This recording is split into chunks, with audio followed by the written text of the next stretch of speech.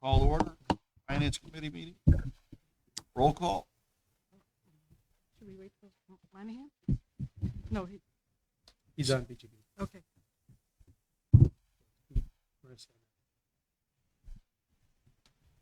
The three on top.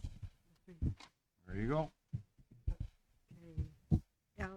Trustee Belendis, here. Trustee Fosco, here. Yep. Trustee Santangelo, here. We have a quorum. Awesome. In addition, we have Trustee Narayan, Trustee Pesco. Okay, we have a quorum. Thank you very much. Public comments? Hearing none. Director's comments.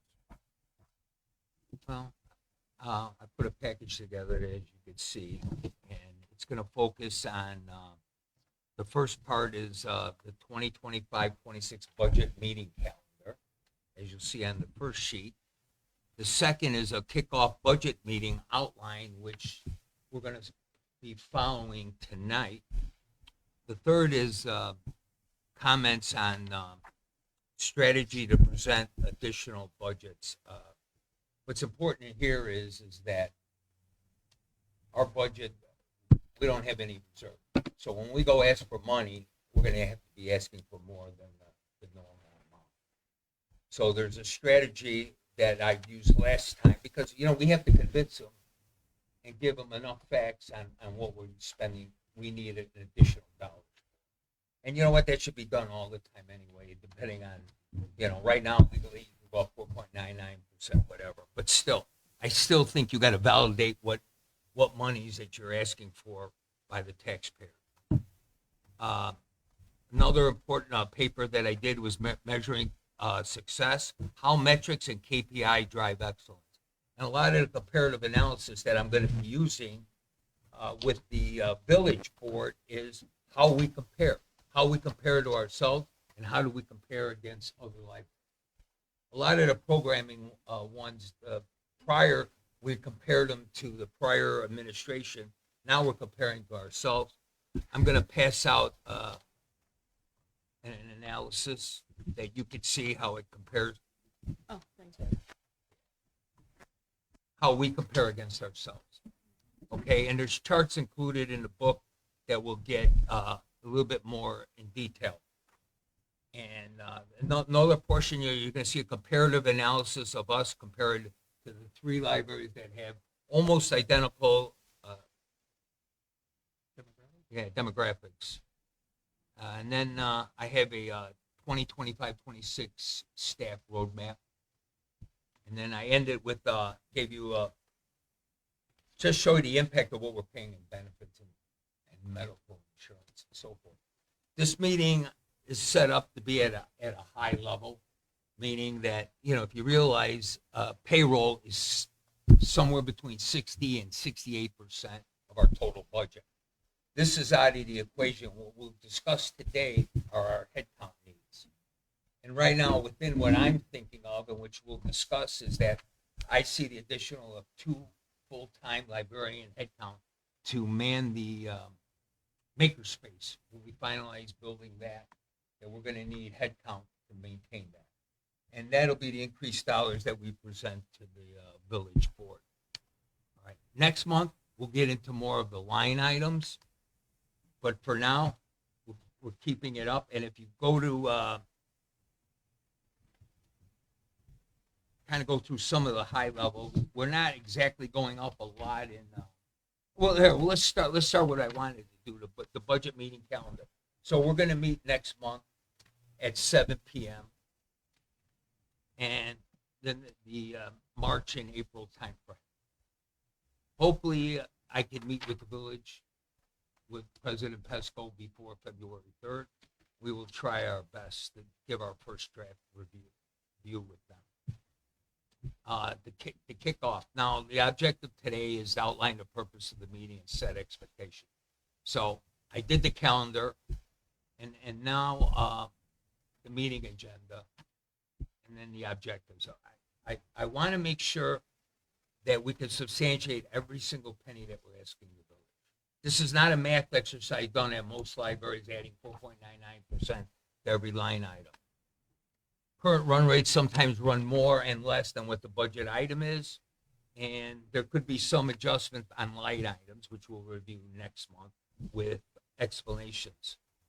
The strategy section, which is if you go further in, I talk about staffing of 2 additional members for Makerspace, an increase of $10,000 for supplies and materials for programs, an increase of adult and youth programs of $4,000, and the network and software needs is under review right now because we spent a substantial amount this year for our servers, and I don't have a good enough handle on it right now.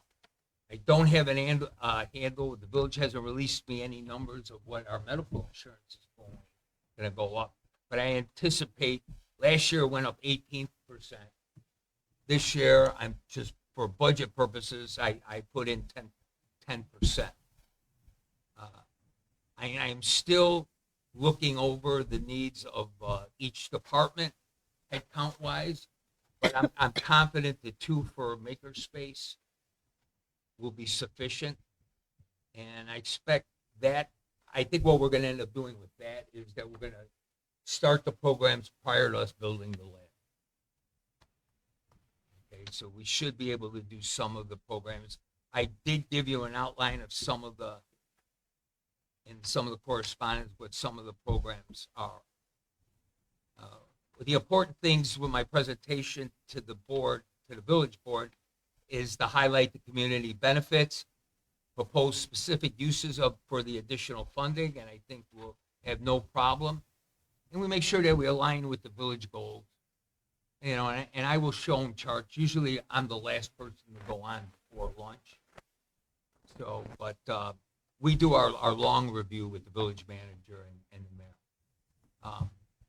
Like everything else, I anticipate any questions or any concerns that they might have. And that's why I make sure I have sufficient and ample data to back everything that I say.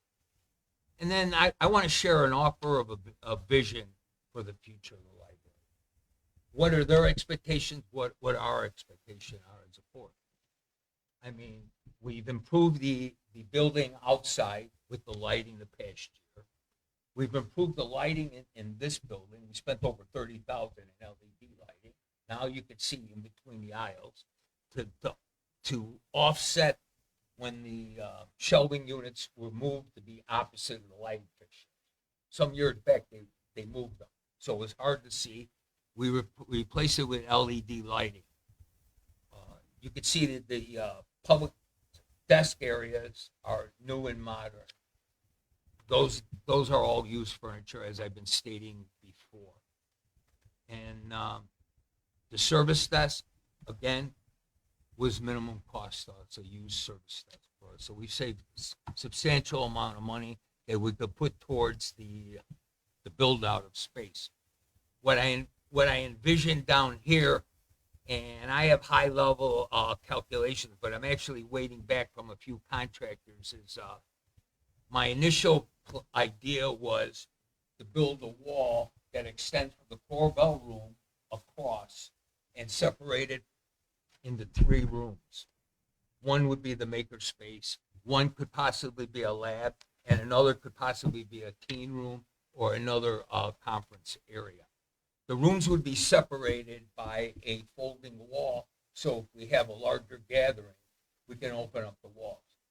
This is also anticipated that we do the same thing upstairs. Extend the wall, and this would be a glass wall. This way we have visibility and clear eyesight of what's going on in the rooms. Upstairs would be the same thing, where we would create a larger space for the Imaginarium and children's space, and then a separate area for the teen room. Okay? The current P&G lab would be moved into the current Imaginarium, and the public PCs and that would go into a special lab area next to, which is now the children's room, next to the P&G room. So it's anticipation when we do move into these spaces that we will have someone sitting in that location, because we run out of desk space in the building. I share my office with two other people. So desks are at a premium. But that's our overall vision. And we have 210,000 in funding, and I anticipate that we're going to need at least 2.5 times that. I'm thinking somewhere around 500,000. It's just, and maybe we think about at the next meeting, maybe we do one floor and do the next floor, or maybe we talk to the village, and this is a capital project. So, there's different ways of doing it, but until we get a definite number, I have to do an RFP for the architect because the amount that this is exceeding grants that we should do go out for bid for proposal. Okay, and we're talking an architectural review. He's going to do what we found with the architect is that he feels that we have a lot of wasted space in the middle of both rooms. That we could consolidate that area, moves the bookshelves to the middle of the aisle, and utilize the outside. What he liked about this building, especially upstairs, is that we could use the space along the walls, the windows. Originally, we thought we would put the maker space in this corner, but the dimensions don't warrant it, and it's better that we put it on that side of the building in one of the three office space areas. It gives us an area of approximately 25 by 26. So this space is a little bit smaller, and the angles of the wall are not really conducive to what we want to do in laying out the three tables that we're going to have. So we need to get us an architect space planner to tell us that we're in the right direction and that we could do it. The other thing is what he's going to have to tell us are the HVAC requirements. Because the way this was set up, basically in one zone, we might have to make some adjustments to the venting. And again, the electrical would probably have to enhance that a little, I anticipate. But we want to make sure that the rooms are heated and air correctly. The makerspace will need special ventilation for some of the 3D equipment that's going to go in there. It has special requirements. The architect knows more than I do. And many building projects I've been on, I have to go by him, especially making sure that we have enough space to have all the books. And staff is going to be, again, working on through their reading process, consolidating.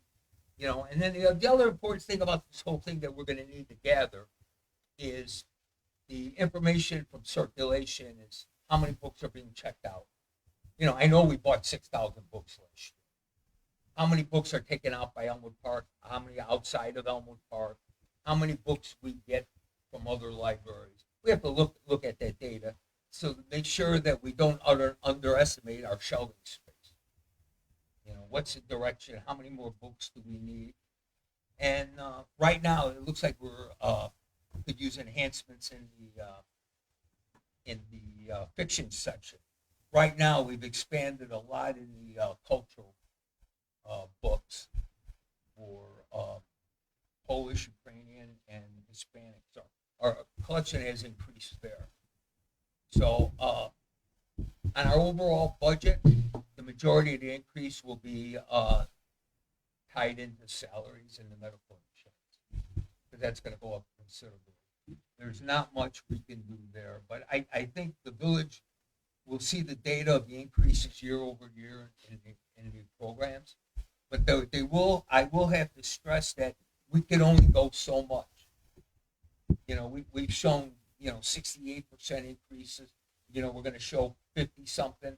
Next year, I anticipate that we'll only be lucky if we can increase 20%. But the important thing is that I'm confident that we can hit over 25,000 patrons to come to our library to do our program. And that's compared to 8,000 what it was in 22 before I came. So the village manager is an expert in budgeting and taking care of the city of Chicago and all the budgets there. So I speak his language, and I will build a case for what we need. So again, next month we'll go line by line, and you can see it. There's not a whole lot of changes from the current budget, but we still got to take a look at the equipment, the hardware, a little bit more detail. Where are we at on PCs? You know, I think we're pretty good there. But as we expand that, there'll be a separate budget for the makerspace. So I could actually tell them, makerspace, for us to do it, it's going to cost us $150,000 with salaries and equipment and so forth. Now, the return on that, I anticipate that we could at least do annually a minimum of 100 programs, 2 programs a week, if not far-fetched. And then the rest of the time, we'll have open labs. There'll be a staff member located in the room to offer any assistance that needs to go on. But I think, you know, I mean, we're a little bit behind, the library's a little bit behind in makerspace because it is popular everywhere else. So we're gonna try and grow pretty quickly on that. And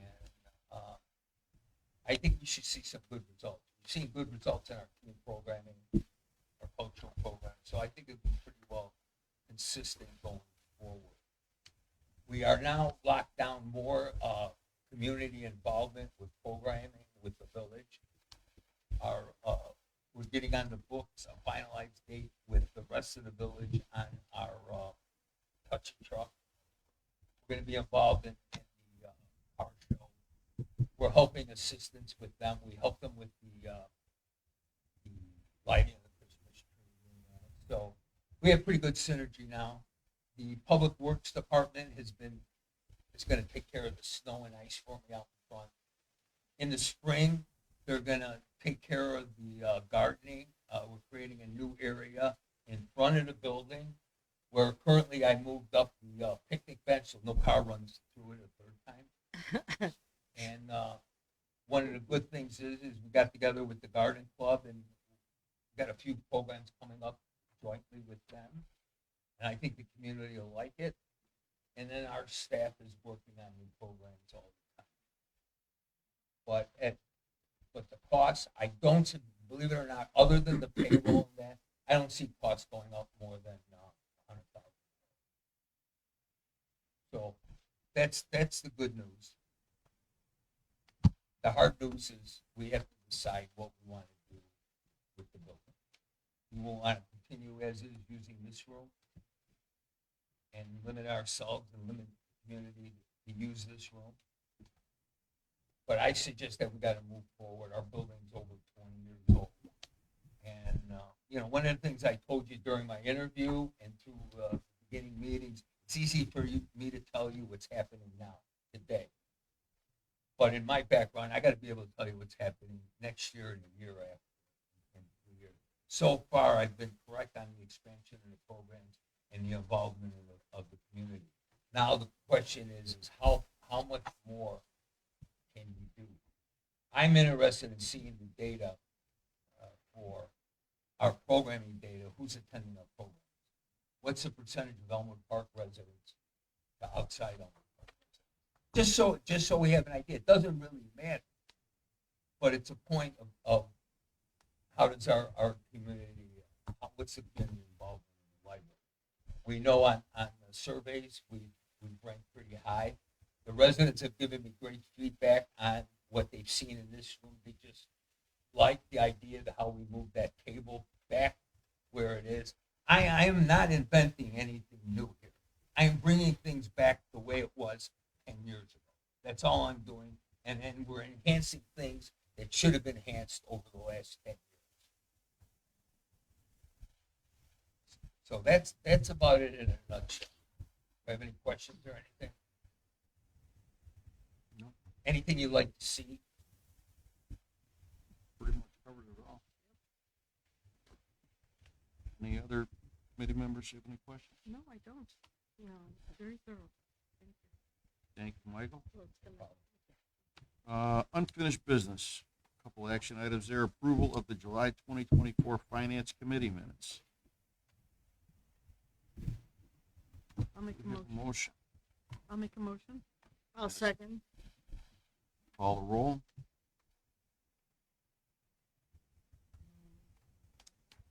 Trustee Belundis, yes. Trustee Vasco, Yes. trustee Santangelo. Yes. Motion passed.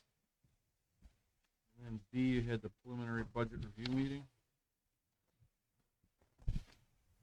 That was covered underneath your Yeah. report. Is that the April one?